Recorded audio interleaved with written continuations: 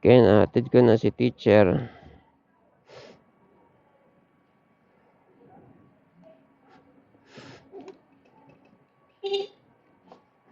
Hatid ko na si teacher. Dito to sa kung ano mang school to.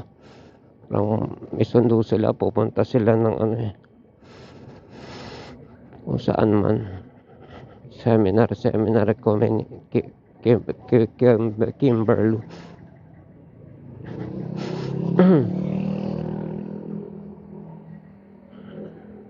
Teka, tama, U-turn ako. Dito pala pwede na.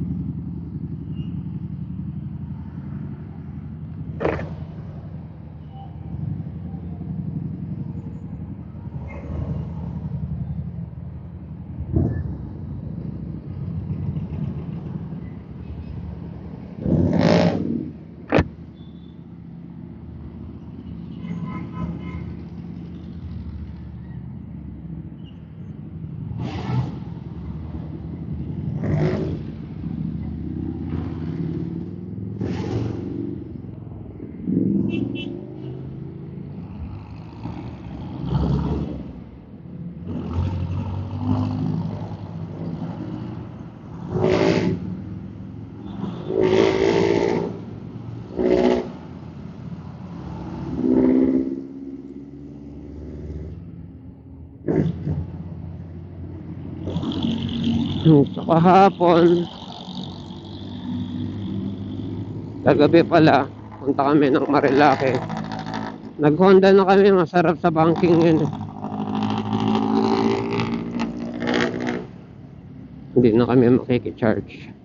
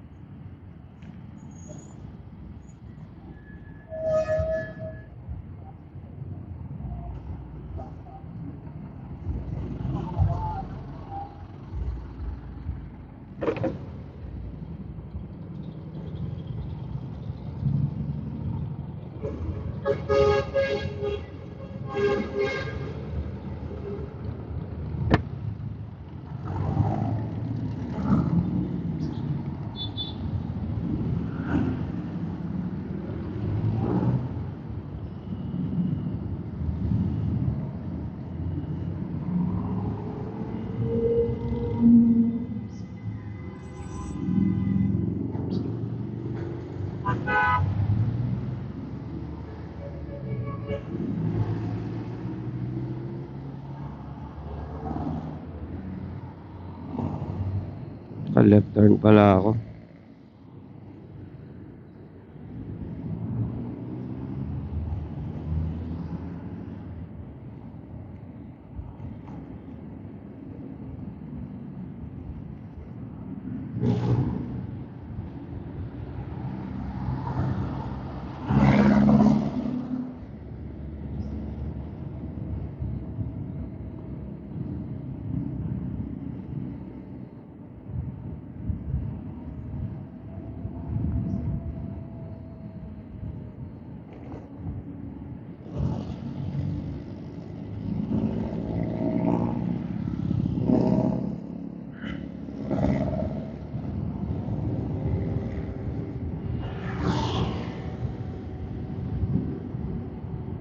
Yun na naman ako nakabili ng may shock absorber na ano, cellphone holder.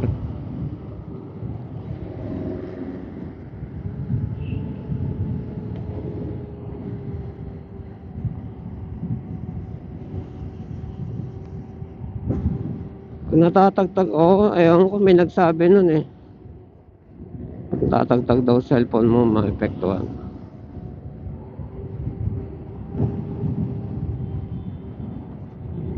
Ang lakas oh.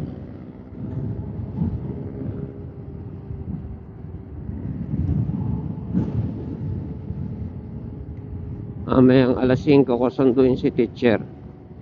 Kung hindi man traffic.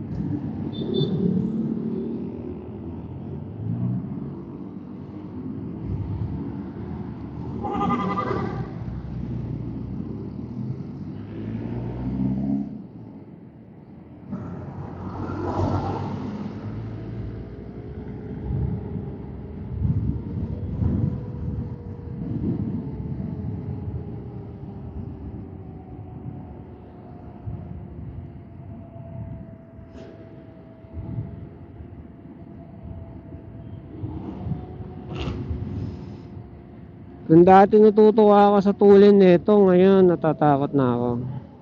Nung minodify ni ano, minodify ni actually nung kinorek ni Paul. Hindi na ako, at mabuti na lang sinadjust niya na ano, maglagay ng switch sa kaliwa kasi control yun eh.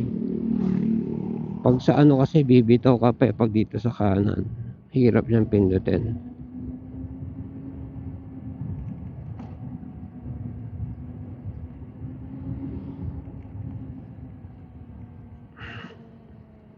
Bukas na kaya yung ano.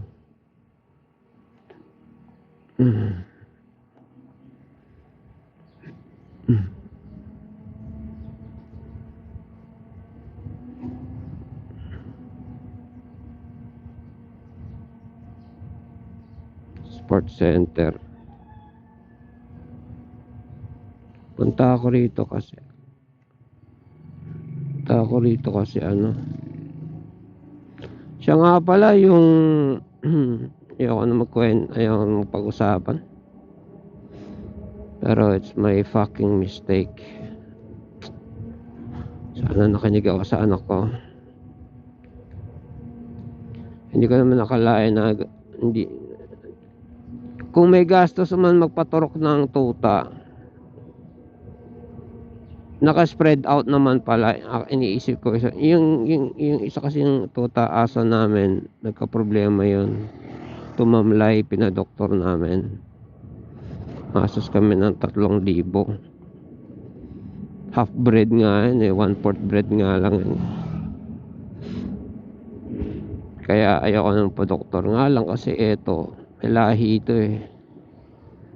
Yun ang kagaya ng askal na ano. Pure pala to, Belgian. Nanay, tatay. Namatay na yun, dalawang una. Buwisit. Kabisihan ko eh, sabay-sabay.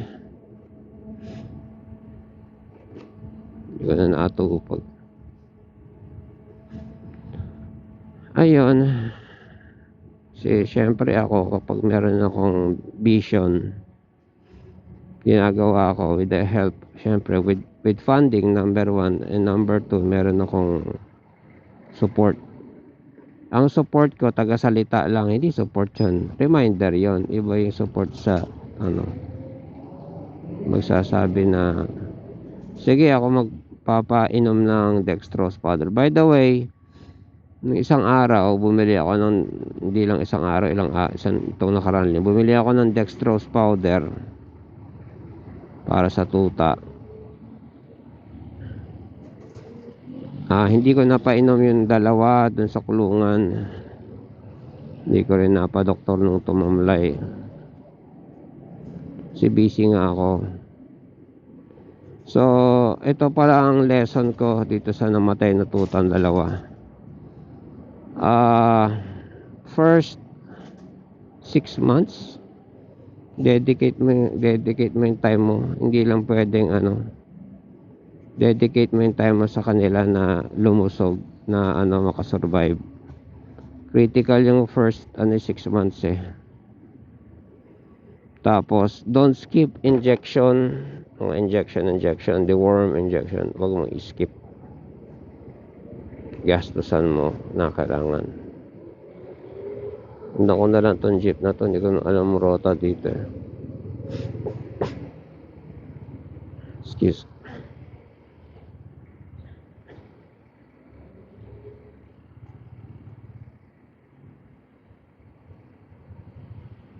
Naku, Marikina ba to? Saan ako dalhin na ito?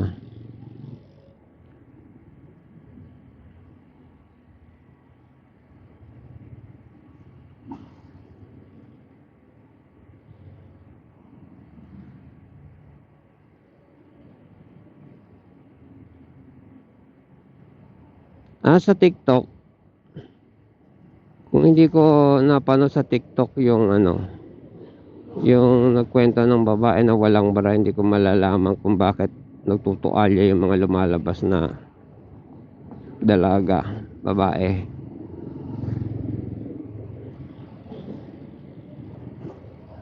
So, imbes na maghubad, magsuot ng bra, magsusukbit na lang pala ng tualya. Pala yun. Si dati inaano ko, hindi naman mukhang bagong ligo. Hindi naman siya mukhang naligo. Bakit siya may...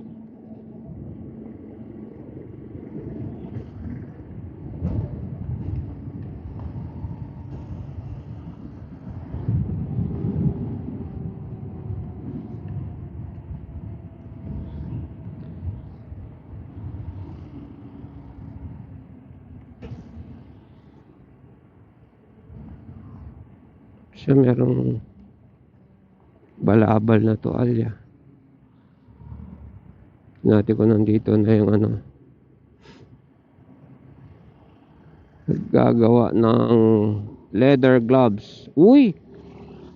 Either nakaparada nakatali or ganito pala siya kaaga.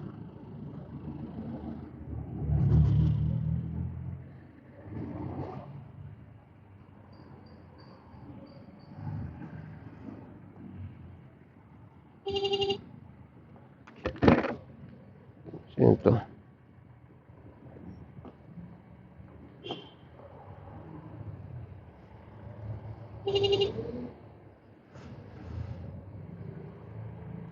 Antay na lang tayo rito. Baka maswertehan natin. Dito tayo sa tabi.